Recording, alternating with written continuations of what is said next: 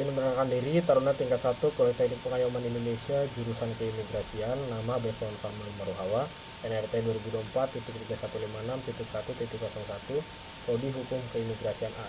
Izin Bapak, izin menyampaikan materi kewarganegaraan terkait disintegrasi nasional. Definisi disintegrasi nasional. Disintegrasi nasional merujuk pada proses perpecahan dalam suatu negara akibat melemahnya persatuan dan kesatuan di dalamnya. Fenomena ini bisa terjadi karena adanya konflik sosial, ketimpangan ekonomi, intervensi asing, atau perebutan kekuasaan yang berujung pada instabilitas negara. Disintegrasi nasional bukan hanya sekedar gejolak politik, tapi juga dapat berdampak luas terhadap keamanan, stabilitas ekonomi, dan keberlanjutan suatu bangsa. Penyebab disintegrasi nasional. Terdapat beberapa faktor utama yang dapat menyebabkan disintegrasi nasional. Di antaranya perbedaan ideologi. Ketika terdapat kelompok yang ingin mengganti ideologi negara dengan sistem lain, maka potensi konflik meningkat. Yang kedua, ketimpangan sosial dan ekonomi. Kesenjangan yang tinggi antara kelompok masyarakat dapat memicu ketidakpuasan. Yang ketiga, intervensi asing.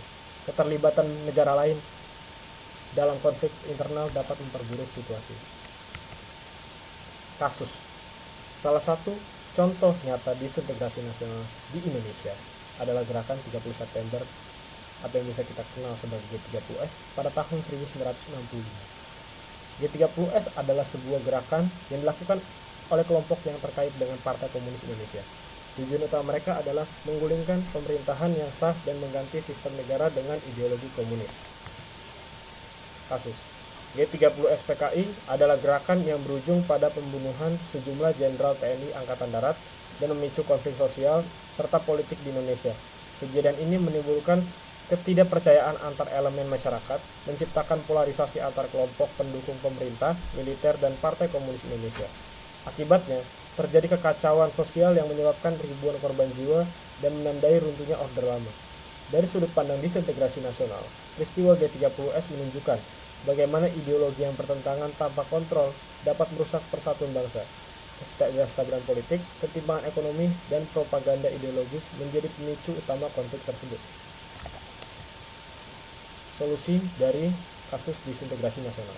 Solusi dari permasalahan agar disintegrasi nasional tidak terjadi di masa depan. Beberapa langkah strategis yang perlu dilakukan adalah: 1.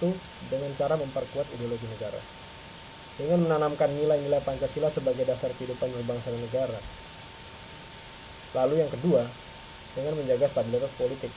Pemerintah harus mampu mengelola perbedaan kepentingan dengan baik agar tidak terjadi konflik berkepanjangan. Kesimpulan.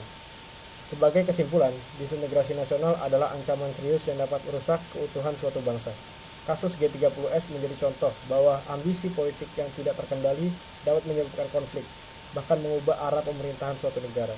Oleh karena itu diperlukan kesadaran kolektif dari masyarakat dan pemerintah untuk mencegah perpecahan serta menjaga nilai-nilai persatuan dan kesatuan bangsa. Dan apa yang telah saya sampaikan, Arhan dan Bapak, siap, terima kasih Bapak.